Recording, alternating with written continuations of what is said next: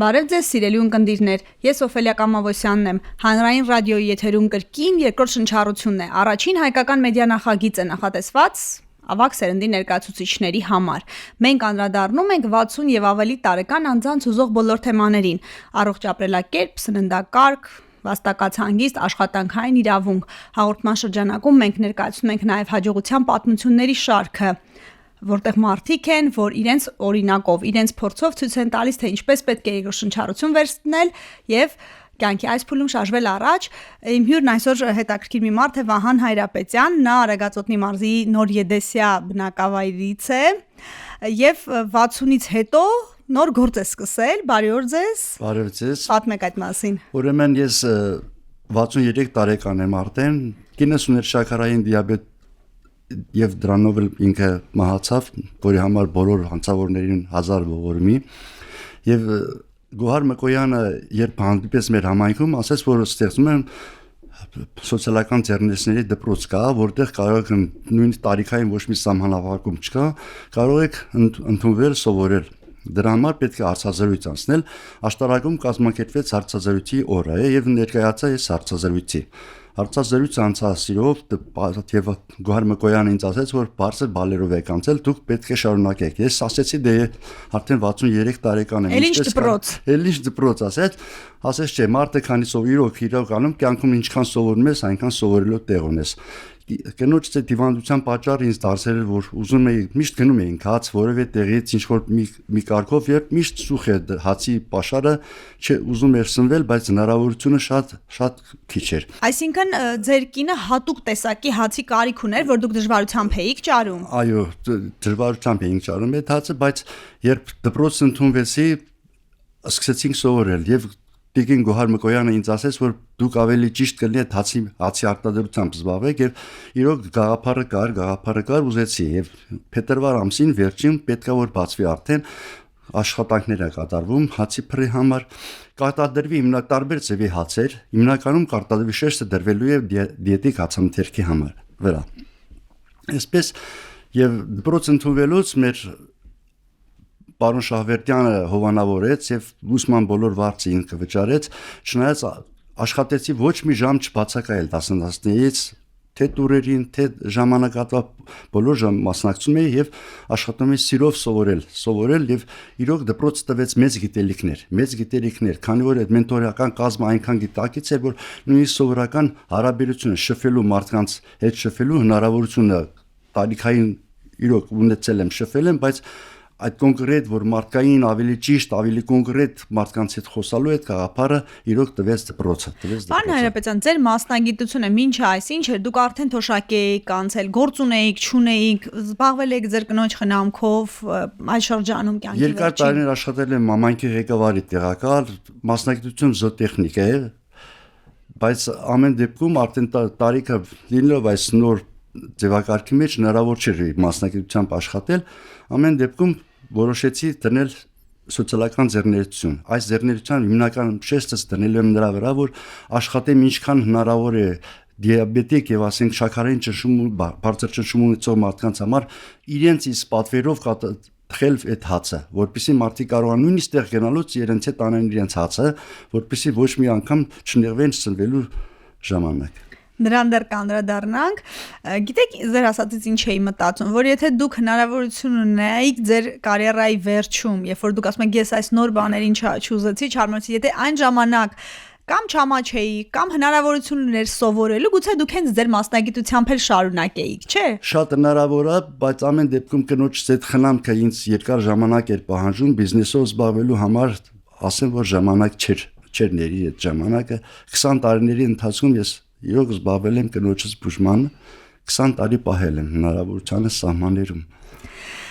Պարոն Հայրապետյան, այնքան հետաքրքիր է, մարդիկ հարազատի կորուստից հետո շատերը ուշ չեն գտնում ապրելու,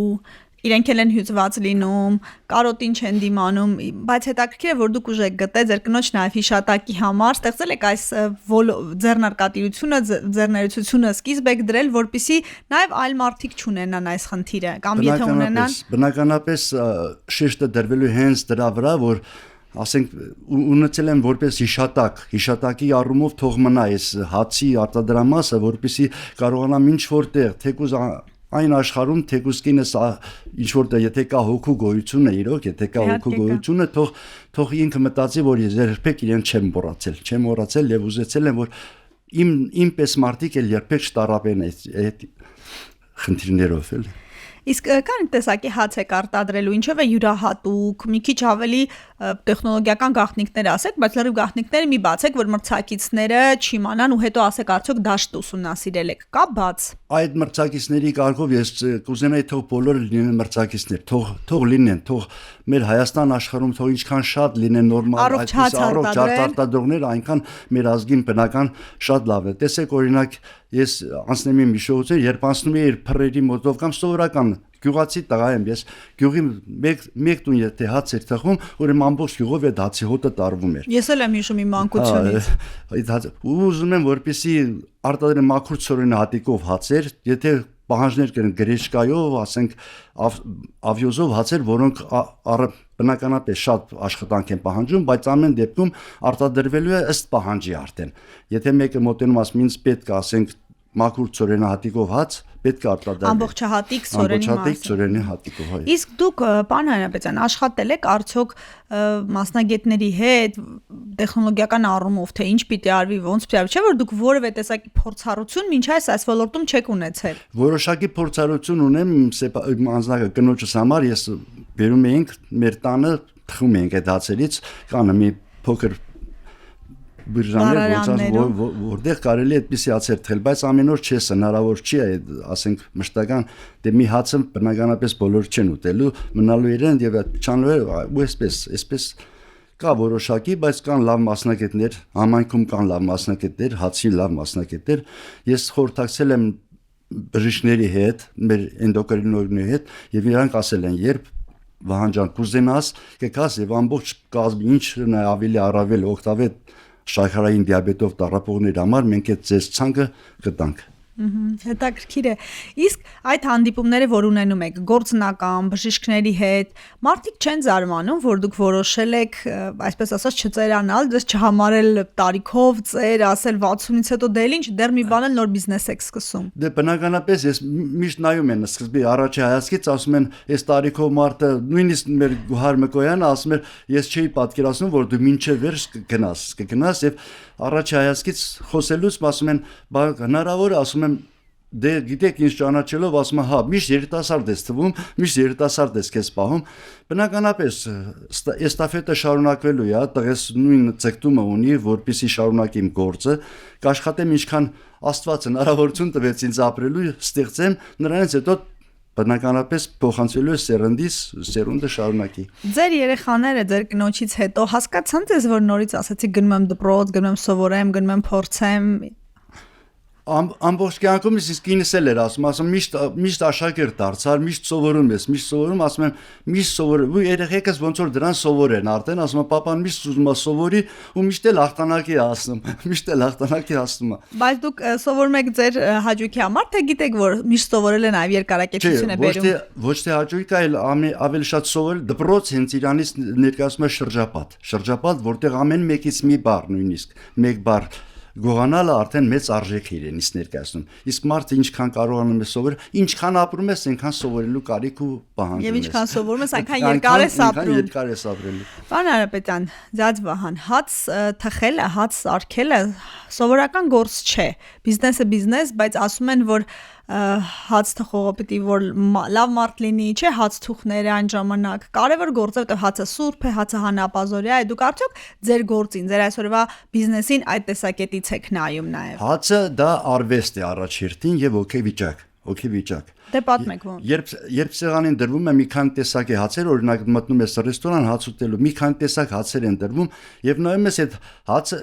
երևի թե այն աչքի տեսողությամբ արդեն ես այդ հացը ինչ ծիրով են թխվել, ինչ սիրով։ Երբ այդ հացի մեջ ամեն ինչ համը, նույնիսկ եթե նայում ես ինքը սիրուն չէ, կուլտուրայից ինքը հաճույք է ստում, ուրեմն այդ հացը արվեստ է եւ հոգեվիճակ։ Հացի մեջ պետք է դրվի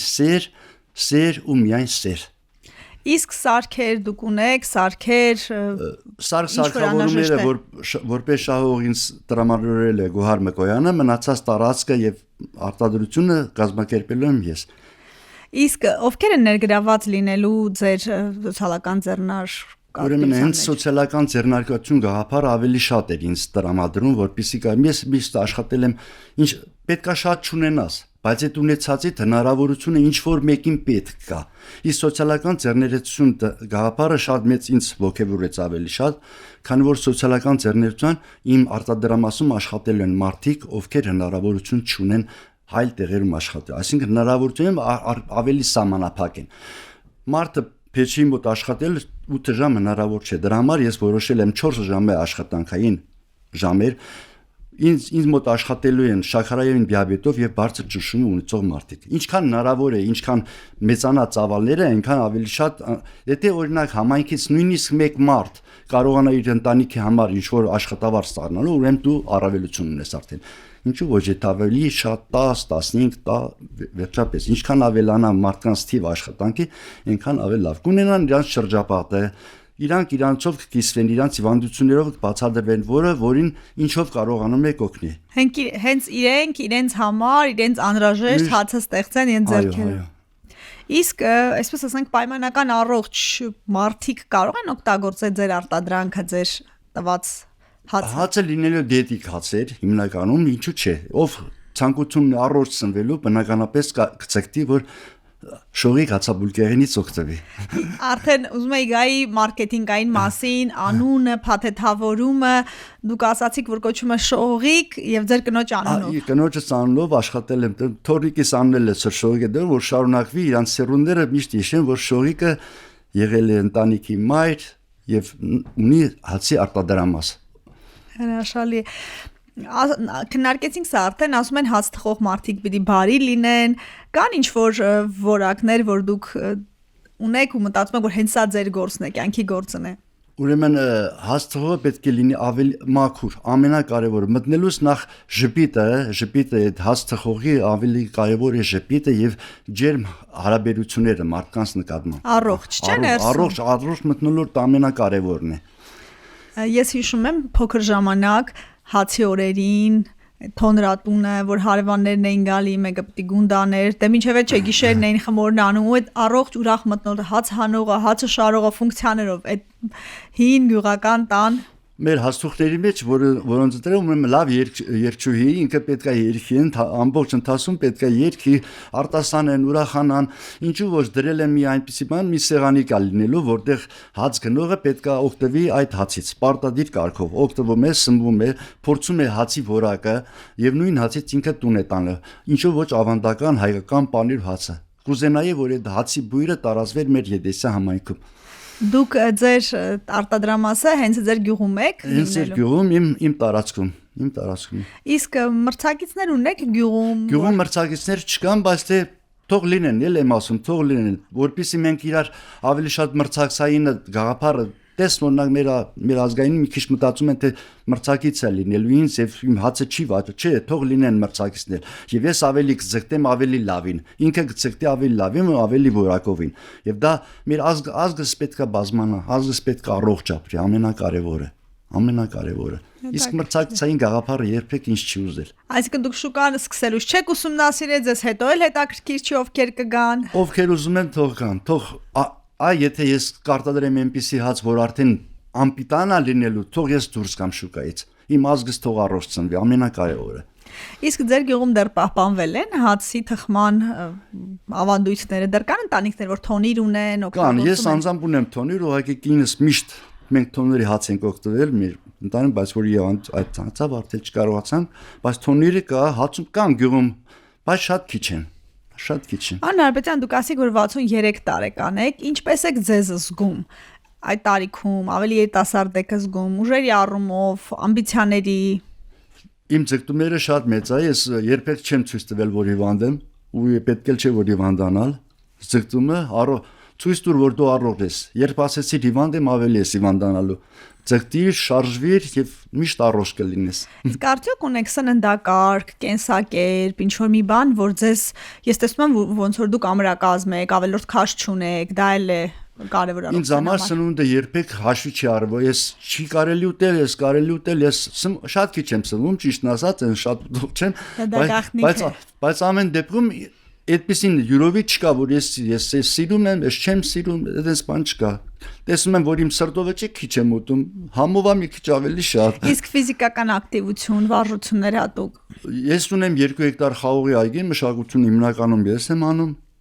5 հեկտար հողամաս ունեմ։ Ձեր բնական տրինաժոր։ Աշխատում եմ ծորենը իմ, հենց ծորենը իմ դաշտերից ստացված ծորենը աղալ եւ արտադրության մեջ օգտագործել։ Իսկ որ ասիկ ամբողջահատիկ եք անելու, այդտեղ առանձնահատկություն կա,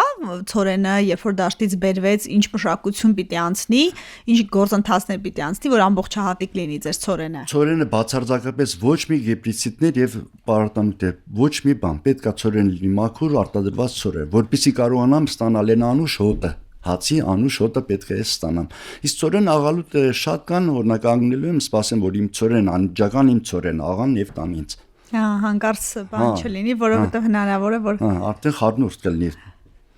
Իսկ ինչ ապագայի ծրագրեր ունեք, պարոն Հարապետյան, գուցե օրգանիկ արտադրություն, սերտիֆիկացված։ Դե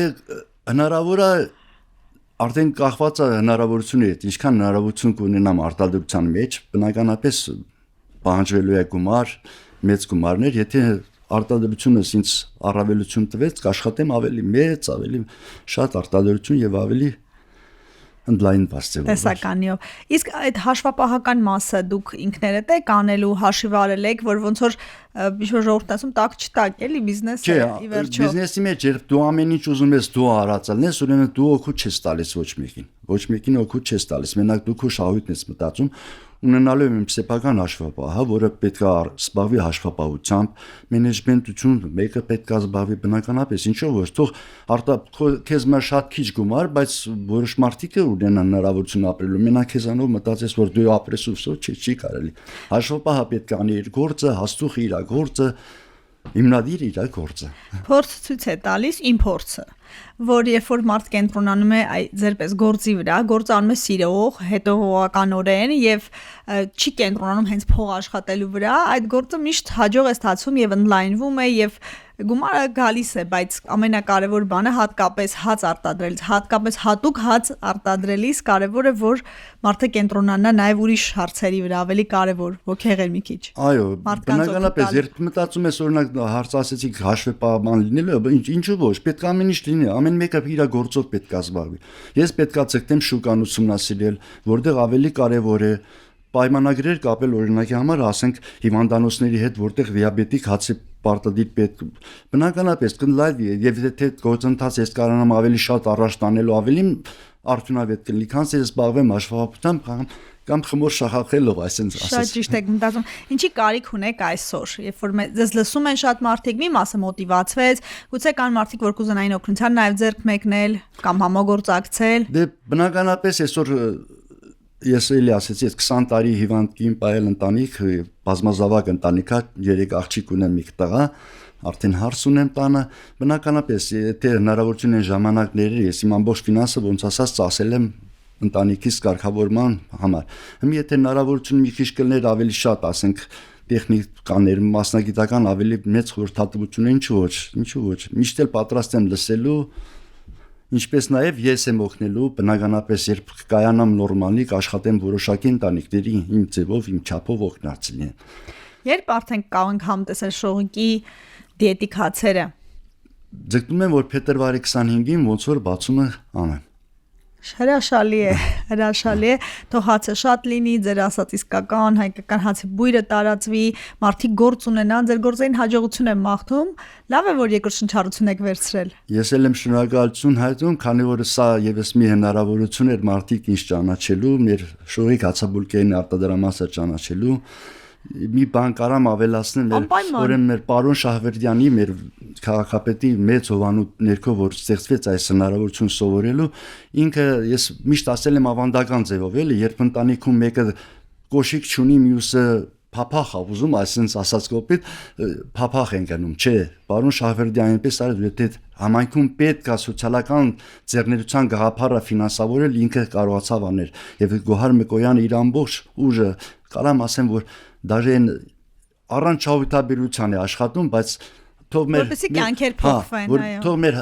հայ ազգության մեջ այսպիսի մարդիկ շատ լինեն։ Ինչքան շատ մենք ազգ այնքան գոյատևի մեծանա ու բազմանա։ Եղավ, շատ շնորհակալություն, ձեր գործին հաջողություն։ Շնորհակալություն։ Ակտիվ եղեք, լսեք մեզ Հանրային ռադիոյի amradio.am կայքում դիտեք հաղորդումը, բաժանորդագրվեք Երկրորդ շնչառության YouTube-ի ալիքին, փնտրեք մեզ TikTok-ում, Instagram-ում, Facebook-ում, գրեք ձեզ ուզող հարցերի մասին, հաջողությունների պատմությունների մասին։ Մենք դրանց անպայման կանդրադառնանք հաջորդիվ։ Առողջ ու երկար կյանք եմ մաղթում։